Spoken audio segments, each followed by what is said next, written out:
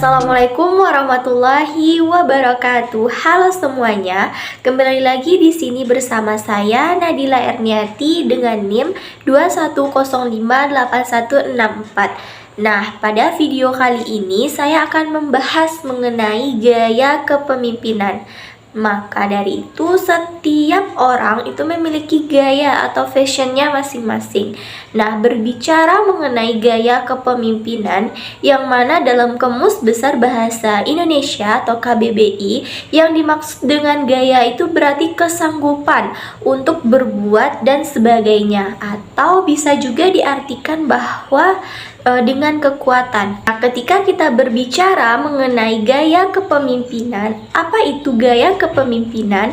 Yaitu diartikan sebagai pola tingkah laku yang dirancang sedemikian rupa untuk mempengaruhi bawahannya agar dapat memaksimalkan kinerja yang dimiliki bawahannya, sehingga kinerja organisasi dan tujuan organisasi dapat dimaksimalkan dan mencapai tujuan yang diinginkan. Nah, seorang pemimpin itu seharusnya menampilkan gaya yang baik, yang mana gaya kepemimpinan untuk mengelola bawahannya, karena seorang memimpin akan sangat mempengaruhi keberhasilan dari suatu organisasi yang dipimpinnya.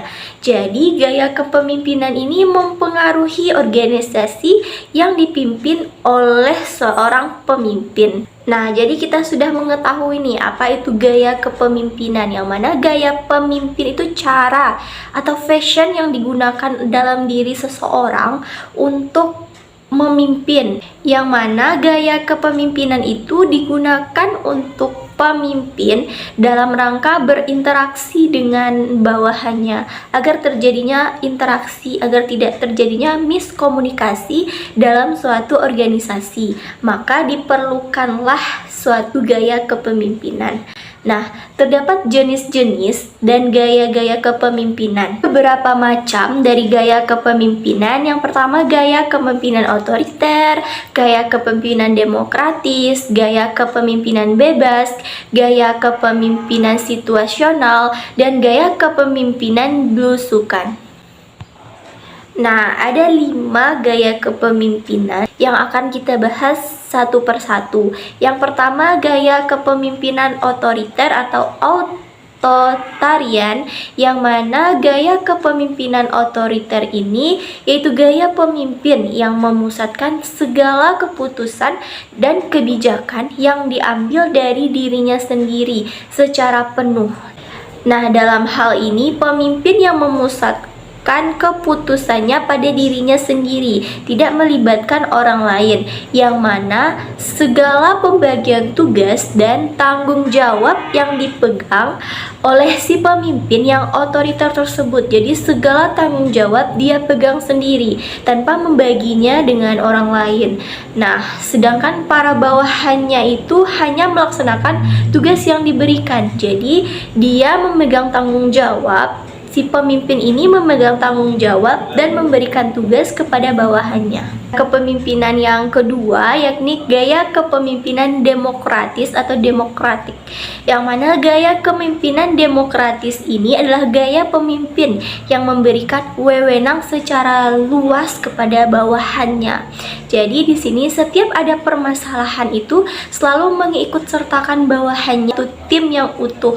Nah, dalam gaya kepemimpinan demokratis ini pemimpin memberikan banyak informasi. Jadi pemimpin itu memberikan banyak informasi tentang tugas serta tanggung jawab pada bawahannya. Nah, gaya kepemimpinan ketiga yakni gaya kepemimpinan bebas atau laissez-faire, yang mana dalam gaya kepemimpinan ini pemimpin itu terlibat dalam kuantitas yang kecil, di mana para bawahannya yang secara aktif menentukan tujuan dan menyelesaikan masalah yang dihadapinya. Dalam gaya kepemimpinan ini, seorang pemimpin itu hanya terlibat kecil, hanya sedikit terlibat. Maka dari itu bawahannya yang lebih bersifat aktif di dalam gaya kepemimpinan ini. Nah, gaya kepemimpinan yang keempat yakni gaya kepemimpinan situasional, yang mana inti dari gaya kepemimpinan situasional ini kepemimpinan seorang pemimpin yang berbeda-beda tergantung dari tingkat kesiapan para pengikutnya. Jadi, dalam hal ini pemahaman dari gaya kepemimpinan situasional yang mana adalah tentang tidak adanya gaya pemimpinan yang terbaik. Tidak ada gaya pemimpin yang terbaik. Kepemimpinan yang efektif adalah bergantung pada relevansi tugas, dan hampir semua pemimpin itu yang sukses selalu mengadaptasi gaya kepemimpinan yang tepat. Jadi, efektivitas kepemimpinan bukan hanya soal pengaruh terhadap individu atau kelompok, tapi bergantung terhadap tugas yang diembannya gitu. Jadi, pekerjaan atau fungsi yang dibutuhkan secara keseluruhan, yang mana hampir semua pemimpin itu sukses dan dalam melihat situasional, fokusnya pada fenomena kepemimpinan dalam situasi yang unik. Gaya kepemimpinan situasional ini menjelaskan bahwa tidak ada gaya kepemimpinan itu yang terbaik. Semua gaya kepemimpinan itu baik, yang mana tergantung pada sikap pemimpin, bagaimana dia membawakan dan bagaimana dia mengaplikasikan kepada bawahannya. Ya, kepemimpinan ini yang mana kepemimpinan efektif itu bergantung pada relevansi tugas, dan hampir semua pemimpin itu sukses yang selalu mengadaptasi dari gaya kepemimpinan yang tepat. Maka setiap orang itu memiliki fashion atau gayanya masing-masing, yang mana dalam membawakan suatu kepemimpinan itu bergantung pada gayanya.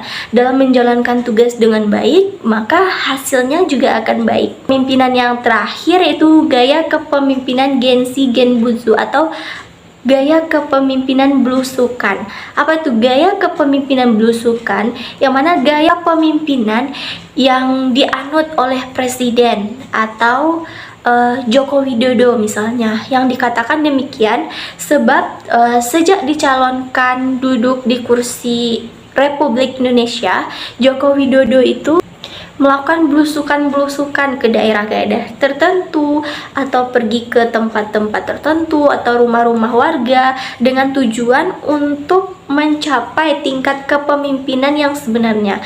Nah, jadi di sini gaya kepemimpinan belusukan itu tidak hanya duduk di bangku pemerintahan, namun bergerak ke semua daerah untuk melakukan visi dan misi tertentu agar terciptanya suatu interaksi antara pemimpin dan rakyat. Nah, dalam hal ini gaya kepemimpinan belusukan itu pergi ke setiap daerah, misalnya presiden, tentang gaya kepemimpinan presiden pergi ke suatu daerah lalu mengadakan interaksi dengan masyarakat sekitar. Nah, mungkin di sini gaya kepemimpinan yang terbaik itu gaya kepemimpinan demokratis, yang mana gaya kepemimpinan demokratis gaya pemimpin yang memberikan wewenang secara luas pada para bawahannya.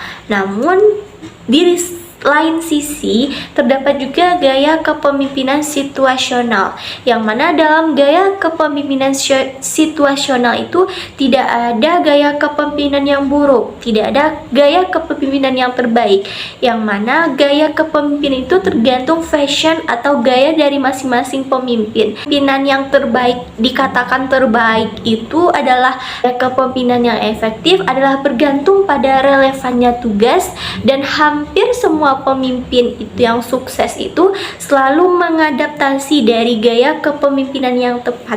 Jadi ketika seorang pemimpin menemukan fashion atau gayanya, maka dia akan berhasil dalam mengemban tugas menjadi seorang pemimpin, yang mana seorang pemimpin itu memiliki tugas dan tanggung jawab yang besar terhadap bawahannya atau terhadap organisasi yang dipimpinnya, sehingga setiap gaya kepemimpinan itu harus dilaksanakan dengan baik dan benar agar mencapai tujuan yang diinginkan. Nah, setiap orang itu pasti memiliki gaya atau fashionnya masing-masing dalam memimpin. Yang mana dalam pemimpin itu terdapat faktor-faktor yang mempengaruhi, misalnya saja faktor pendidikan, faktor pengalaman, usia, karakter, atau sifat yang ada pada diri seorang pemimpin. Jadi hal tersebut juga berpengaruh terhadap gaya kepemimpinan yang dibawakannya dalam suatu organisasi atau lain sebagainya.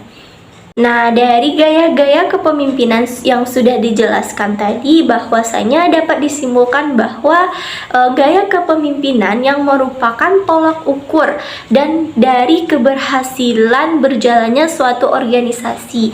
Dalam hal ini, sebuah gaya kepemimpinan dalam praktiknya di lapangan itu saling mendukung atau saling menunjang secara bervariasi yang sesuai dengan situasi dan kondisi sehingga menghasilkan kepemimpinan yang efektif. Jadi tadi sudah dijelaskan bahwasanya setiap orang memiliki fashion atau gaya masing-masing. Jadi gaya kepemimpinan itu tidak ada yang buruk, melainkan bagaimana pembawaan seseorang dalam menjalankan tugasnya dengan baik. Seorang pemimpin itu harus menjalankan tugas dengan baik dan menjalankan tanggung jawabnya dengan benar-benar bertanggung jawab, sehingga organisasi atau hal-hal atau pihak-pihak yang dipimpinnya itu bisa berjalan dengan baik dan mencapai tujuan yang baik pula. Gaya dan tipe seseorang dalam menjalankan aktivitas kepemimpinannya. Jadi tipe seseorang bergantung pada gaya kepemimpinan yang diembannya. Jadi setiap orang itu memiliki gaya dan fashionnya masing-masing. Nah, sampaikan mengenai gaya kepemimpinan. Semoga bisa bermanfaat, and see you next time dalam video selanjutnya. Assalamualaikum warahmatullahi wabarakatuh.